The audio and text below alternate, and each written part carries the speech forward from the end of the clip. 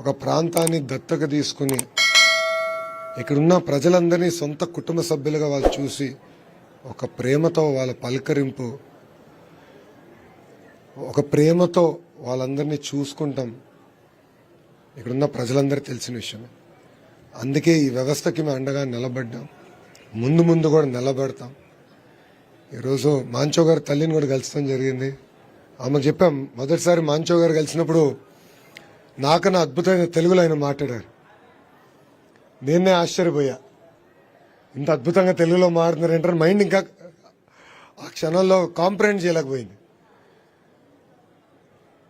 ఒక వ్యక్తి ఇంత అద్భుతంగా తెలుగులో మాట్లాడుతున్నాడు. అప్పుడు ఆయన చెప్పాడు, పుట్టి పెరిగింది నేను ఇక్కడనే, 13 సంవత్సరాల వయసు వచ్చేవరకు ఇంగ్లీష్ నాకు తెలియదు, తెలుగే నాకు నేర్పించారు ఇంట్లో అని మాంచో గారు నాకు స్వయంగా చెప్పడం జరిగింది. ఇట్లా పాదయాత్ర నేను ఎందుకు చేశానంటే ప్రజలు ఎదుర్కొన్న సమస్యలు నేరు తెలుసుకోవాలి, ఇలాంటి అద్భుతమైన సంస్థల్ని నేరుగా కలవాలి, వాళ్ళు చేస్తున్న పవిత్రమైన కార్యక్రమాలు మేము తెలుసుకోవాలి.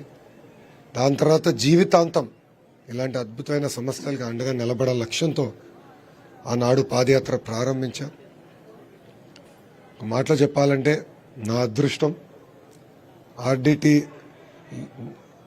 సంస్థలో నా వంతు ఒక 0.001% సహాయం చేయగలను నా అదృష్టంగా నేను భావిస్తున్నా. ఒక భారతీయుడిగా, ఒక తెలుగుడిగా, ఒక ఆంధ్రుడిగా ఆర్డిటి అనేది మన సంస్థ. ఇది ఇక్కడున్న మనందరి సంస్థ. ప్రాంతాల అతీతంగా, రాజకీయాలకు అతీతంగా ఈ సంస్థకి మనందరం ప్రజలందరూ, సమాజం మొత్తం కలిసికట్టుగా ఉండాలి, నిలబడాలని నేను పిలిపిస్తున్నాను. నేను ఇప్పుడే పీడియాట్రిక్ వార్డుకి వెళ్ళా. అక్కడ ఒక తండ్రి వాళ్ళ పాపని చూపించి, వాళ్ళ పాప ఈ హాస్పిటల్లోనే జన్మించింది. ఈ ఆసుపత్రిలో జన్మించిన తర్వాత హార్ట్ ప్రాబ్లం ఉందంటే వేరే ఆసుపత్రికి 3 లక్షల రూపాయలు ఖర్చు అవుతుందంటే ఆర్డిటి ఉచితంగా చేశారన్న, అది ఆర్డిటి చేసిన సేవ నాకని చెప్తుంది. అది ఇన్నిన తర్వాత నాకు ఇంకా బాధ్యత పెరిగిందని అర్థమైంది. ఇంకా మేము ఇంకెక్కువ సేవ చేయాలి, నా వంతు నేను అండగా నిలబడాలి, నా వంతు నేను సహాయం చేయాలి అన్న ఆలోచనతో మీ అందరి ముందర నిలబడ్డా. I would like to thank మాంచో. ఎందుకంటే కష్టకాలాల్లో కూడా ఒక ఓర్పు సహనంతో బ్యాలెన్స్డ్గా ప్రజలకి సేవ ఎప్పుడు అందిస్తూ వచ్చారు. గౌరవ ముఖ్యమంత్రి గారు కలిసినప్పుడు కూడా ముఖ్యమంత్రి గారు ఒకటే అన్నారు, ఇట్ ఈజ్ మై రెస్పాన్సిబిలిటీ, ఇది నా బాధ్యత, నేను చేశాను అని చెప్తాం జరిగింది. సో అనంతపూర్ ప్రజలే కాదు, ఆంధ్ర ప్రజలే కాదు, తెలుగు జాతి మొత్తం ఆర్డిటిగా అండగా నిలబడాలి. నేను మాంచో గారిని ఎప్పుడు కోరేది ఒకటే, కేవలం రాయలసీమలోనే కాదు, మీ సేవలు మొత్తం ఆంధ్ర రాష్ట్రానికి చాలా చాలా అవసరం. ఇంకా సేవలు అందించండి, మీకు మేము అండగా నిలబడతాం, భారతదేశం మొత్తం అండగా నిలబడుతుందని పెద్దవారిని నేను కోరుకుంటూ, ఇప్పుడు మీడియా మిత్రులకి, పాలిటిక్స్కి, రాజకీయాలకు సంబంధించిన ఎలాంటి ప్రశ్నలు ఇక్కడ అడగద్దండి దయచేసి. ఆర్డిటికి సంబంధించిన ఏమన్నా మీరు అడగండి, దానికి సమాధానం చెప్తాం. మిగతాని మళ్ళీ తర్వాత మాడదాం, ఓకేనా? ఎందుకంటే ఇక్కడ రాజకీయాలు మాడదలుచుకోలేదు, ప్రశ్నలు లేవు. అమ్మా అద్భుతంగా చేసుకుంటున్నారు ఆల్రెడీ.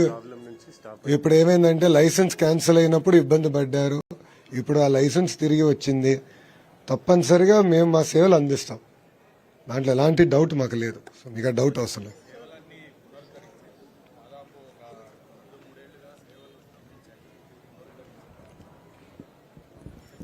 సేవలు స్తంభించాయంటాం చాలా పెద్ద మాట గురుగారు.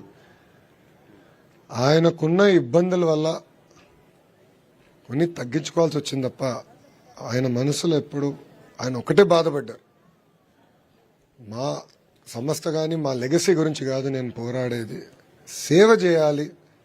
ఎందుకంటే నిరుపేద కుటుంబాలు వాళ్ళు ఇబ్బందుల్లో ఉన్నప్పుడు మా దగ్గరకు వస్తారు, వాళ్ళకి సేవ చేయాలి, ప్రేమతో ఎప్పుడు నవ్వుతూ సేవ చేయాలి. అదొకటే నా లక్ష్యం, నేను గురువుగారు చెప్తాను జరిగింది. సో అద్భుతంగా ఇప్పుడు మళ్ళీ రిస్టోర్ అయ్యారు, అద్భుతంగా సేవలు చేస్తారు. నాకు ఎలాంటి డౌట్ లేదండి.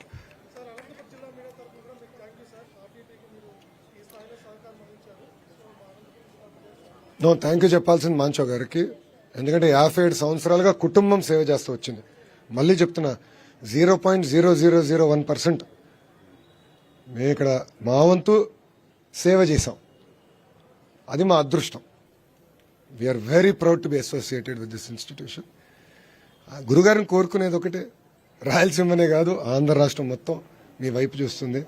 కలిసికట్టుగా ఇంకా మరింత సేవలు అందజేద్దాం. థ్యాంక్ యూ అన్న. అందరికీ నమస్కారం.